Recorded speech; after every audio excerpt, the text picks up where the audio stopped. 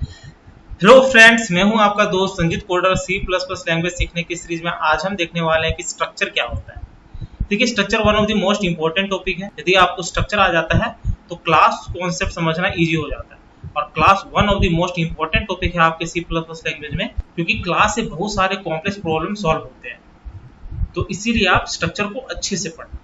तो देखिए, स्ट्रक्चर है क्या? एक नॉन प्रिमिटिव डेटा टाइप। और स्ट्रक्चर को यूज बेसिकली आप नॉन सिमिलर डेटा टाइप को स्टोर करवाने के लिए कर सकते हैं। ये एक यूजर डिफाइंड डेटा टाइप होता है। इसमें हम डिसाइड करते हैं कि डेटा टाइप नाम क्या रखना है। आप डेटा टाइप यूज कर चुके हो, इंट, फ्लोट, कैर, लेकिन इसमें हम अपने अनुसार से डेटा टाइप लेते हैं। हो सकता है वो डेटा टाइप स्टूडेंट नाम का हो सकता है वो डेटा टाइप एम्प्लॉय नाम का हो। तो आप किसी भी नाम का रख सकते हैं। स्ट्रक्चर का यूज बेसिकली आप कॉम्प्लेक्स डेटा को क्रिएट करने के लिए करते हैं, क्योंकि कुछ ऐसे प्रोग्राम होते हैं जहां पे कॉम्प्लेक्सिटी आपकी इंक्रीज हो जाती है। उस केस में स्ट्रक्चर का यूज किया जाता है। जैसा कि मैंने आपको बताया कि क्लास कॉन्सेप्ट आपको यदि पढ़ना है तो स्ट्रक्चर आपको अच्छे से आना चाहिए। ये क्लास कॉन्सेप्ट को इनिशिएट करता है। ये बेसिकली एरे की जगह पे यूज किया जाता है, क्योंकि जैसा कि आपको पता है कि एरे का यूज एक ही तरह का डेटा को स्टोर करवाने के लिए करते हो। वहां पे यदि आप अलग अलग तरह का डेटा स्टोर करवाना चाहते हो तो वो पॉसिबल नहीं है। इसीलिए आप स्ट्रक्चर का यूज करते हो। और स्ट्रक्चर का यूज करने के लिए आपको स्ट्रक्ट कीवर्ड की हेल्प लेना पड़ता है। तो वो भी हम देखने वाले हैं कि कैसे करते हैं। तो स्ट्रक्चर को बनाने के लिए आप क्या करते हो? अपने स्ट्रक्ट कीवर्ड लेते हो। उसके बाद आपको स्ट्रक्चर नेम देना होता है, और करली ब्रैकेट देने के बाद आपको डेटा टाइप डिसाइड करना होता है। ये डेटा टाइप इंट, फ्लोट, कैर कुछ भी आप ले सकते हो। उसके बाद करली ब्रैकेट क्लोज कर देना होता है, और एक वेरिएबल आपको क्रिएट करना होता है। इसी वेरिएबल को आप ऑब्जेक्ट भी बोलते हो। तो ऑब्जेक्ट का बेसिकली कॉन्सेप्ट क्लास का है।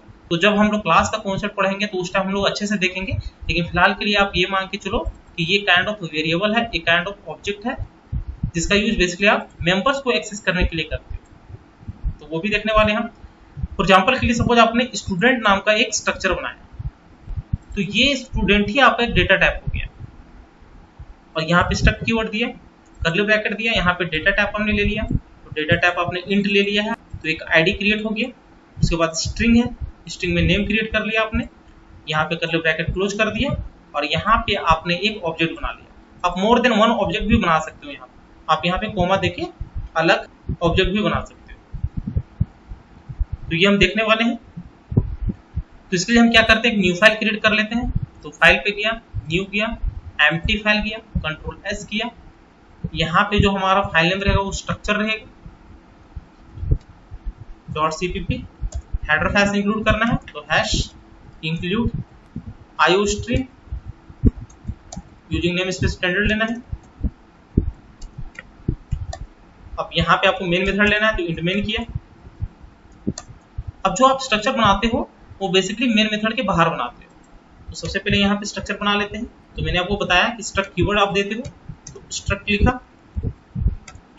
उसके बाद आपको स्ट्रक्चर नेम देना है, तो स्टूडेंट दे दिया।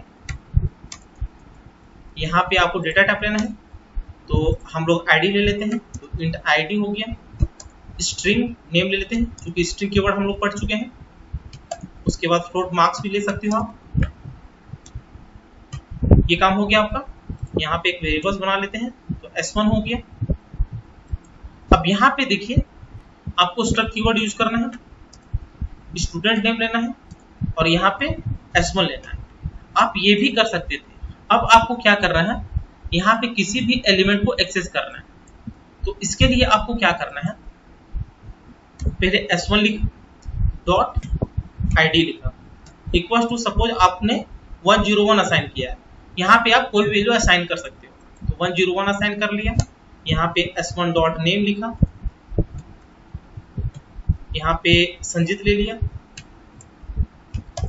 और यहाँ पे s1 डॉट मार्क्स ले लिया, और यहाँ पे हमने ले लिया 95। सी आउट पे s1 डॉट id आपको करना है, क्योंकि आपको प्रिंट करवाना है। तो यहाँ पे आप लिख सकते हो id इज endl, और यहाँ पे s1 डॉट id। ये हो गया आपका।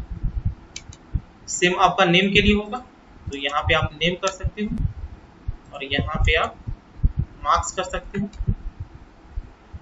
यहाँ पे s1 डॉट नेम हो गया और यहाँ पे s1 डॉट मार्क्स हो गया।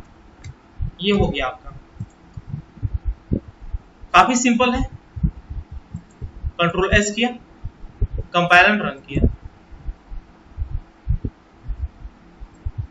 तो देखिए यहाँ पे आपका सारा प्रिंट हो जाएगा।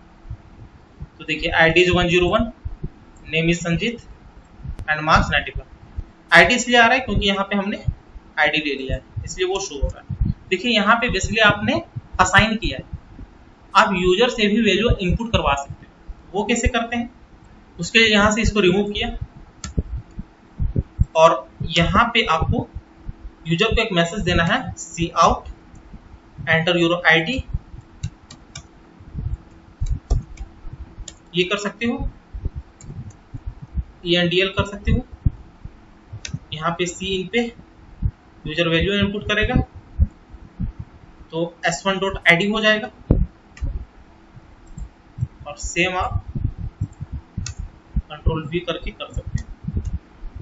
तो यहाँ पे s1 डॉट नेम हो जाएगा और यहाँ पे s1 डॉट मार्क्स हो जाएगा। यहाँ पे मार्क्स आप दे सकते हो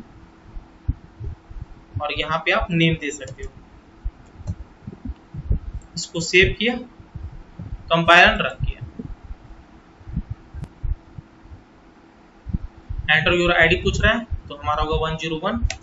एंटर योर नेम पूछ रहा है तो संजीत। एंटर योर मार्क्स पूछ रहा है तो 95। अब देखिए ID is 101, name is Sanjeet, marks is 95। तो इस तरह आप यूजर से भी वैल्यू इनपुट करवा सकते हो। तो ये होता है आपका स्ट्रक्चर का कॉन्सेप्ट। देखिए यहाँ पे यदि इसको आप नहीं भी देते हो तो ये आपका रन कर जाएगा क्योंकि आपने यहाँ पे डिफाइन कर रखा है। तो ये आप याद रखना। इसको सेव किया, कंपाइल एंड रन किया, सेम आप कर सकते हो 101 संजीत और यहाँ पे 98। तो उम्मीद है आपको स्ट्रक्चर का कॉन्सेप्ट समझ में आ गया होगा। यदि वीडियो अच्छी लगी होगी तो चैनल को शेयर और सब्सक्राइब जरूर करें। साथ ही बेल आइकन को भी प्रेस कर लेना ताकि जैसे ही मैं नया वीडियो अपलोड करूं उसकी नोटिफिकेशन आपको तुरंत मिल जाए। Thank you, happy learning.